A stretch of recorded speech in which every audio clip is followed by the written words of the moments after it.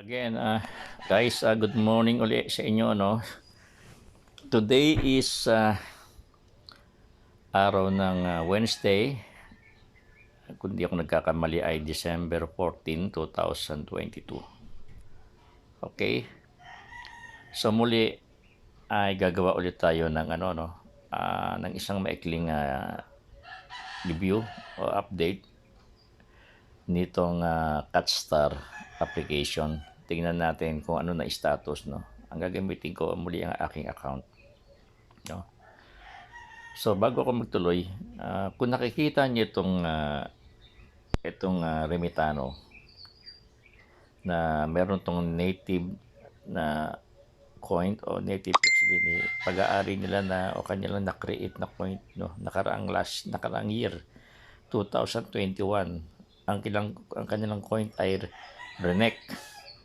Ang sabing Renek ay Remitano Network Coin. So pwede kayong rin gumawa ng your own research, no? So ito ay nalaman ko lang to sa isang Indian vlogger na sabi niya, kung na-miss ninyo ang pagmamine nitong Remitano, ay itong pagkakataon nyo para mag-mine nitong CatStar. Kasi itong Remitano, nang ito ay i-launch, no, ng June 2021, no, makikita kahit i-search niyo ay ang kanyang perhaps ang kanyang value ay nasa siguro sentimo lang in pesos, no. Gaya nitong CatStar, sa ngayon ang internal exchange nito, kung makikita nyo sa application mismo ng dashboard nito, ay nasa 19 centavos in terms of peso, 19 centavos per CatStar token, or nasa 0.0035 US dollar per cat token. Okay? So ito ay na-launch ng August lang 2022 this year. Ito naman ay June 2021, no? Silipin natin sandali ito bago tayo magtuloy dito sa ating minamine ngayon na token.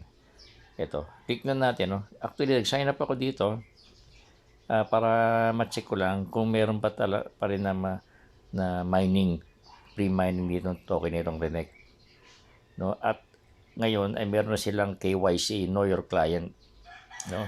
I-validate o pa-verify mo account mo para magkaroon ka ng official account dito para ma-access mo kanilang platform. Ibig sabihin,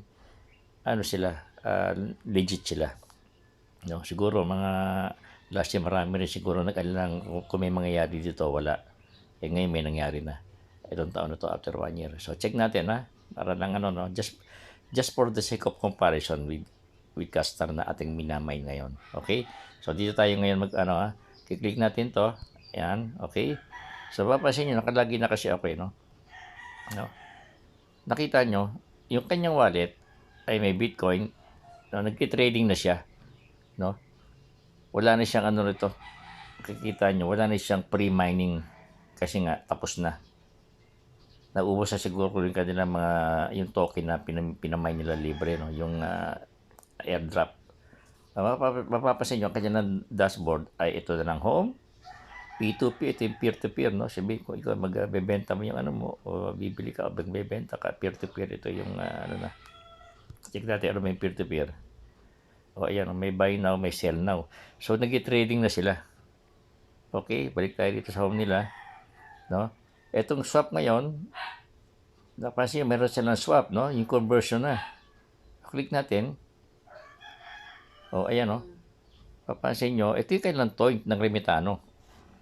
Ito yung coin na digital coin to, Renek, no. Pag i-convert mo sa USDT, ang USDT ay tinatawag na stable coin o tether coin na 1:1 sa US dollar in terms of fiat currency, no. Itong mga market price, ito, kikita nyo, 1 Renek is equal to 0.8302 USDT. Isipin nyo, ang cut ay ngayon ay nasa 0.0035. So, ang laki ng pagkakaiba ngayon, no, in just 1 year, no. Gumataw kagad itong Renek, no.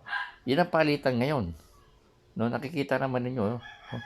Yan, wala na siya ngayon pre-token. Kaya samantalahin natin habang ang cat token ay meron pa. Kasi ang pinakawalan ng CatStar na token ay nasa 1 trillion. 80% ng 1 trillion token, cat token ang kanilang binibigay ng libre. Pag naubos yun, wala na sila ibibigay. Mas malaki. Kung di ako nagkakamali, itong Renek, ang pinakawalan nitong Remitano, last year ay nasa 270 million plus lang yata na Renek coin. So, mas marami ang cat token. So, klaro yun, no? So, okay. So, yun lang muna. At least, yun para dito. No? Check natin ang wallet niya itong Renek. Check natin yung wallet. O yan, mapapansin, may ano na, nakita nyo.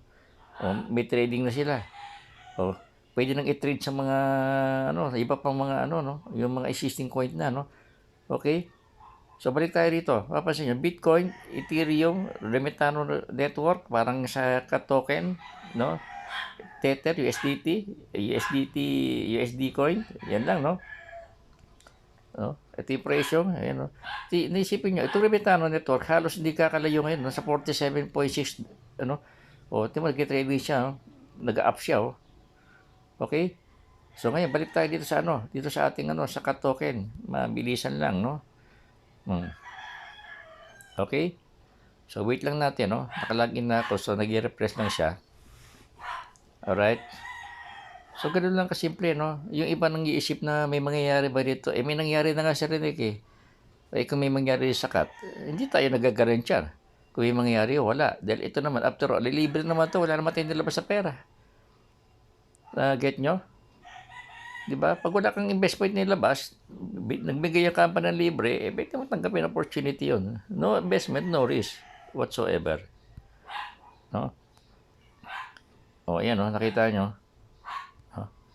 Ayan, check natin sinasabi kanina, Punta tayo sa profile. So, ngayon, meron na ako dito balance na 29,832 cat token. Makikita dito sa profile, sa menu, sa wallet, Ito account ko. Meron na ako almost 30,000 cat na magsimula na ako December 2 na mag-join dito. So, nasa 12 days na ako nagmimina. Meron ng katumbas na USD na 104.4, di ba? USD. Itong cat token. Papansin nyo, USDT, cat token, Bitcoin, tsaka Ethereum. Ang niya, yung ang nasa list nito, kasama nitong cat token na minimina natin ngayon, na launch na August, itong mga sikat na mga ngayon, na ngayon ito ay na on trading na to, public trading na to. Ito yung number 1 Bitcoin. Ngayon, nasa 1 million pesos to bawat isa. Noong 2009, ang halaga na ito ay wala pang $1, wala pang 10 pesos yata kung nagkakamali. Itong Ethereum, ito pang second highest, ito yung pinakamalaki. Itong USDT, stable coin ito. Sabi ko 1:1 to sa USD. Okay? Tingnan natin ulit, Napapansin niyo, balik tayo ulit dito sa dito sa Remitano. Nakita nyo, halos kapareho sila ng meron din Bitcoin, may Ethereum, may Tether, ito may USD. So, balik tayo dito sa aking account. So, kaya yung mga nagdududa, respeto natin yon. Wala namang problema ron yun ang kanilang karapatan. Okay?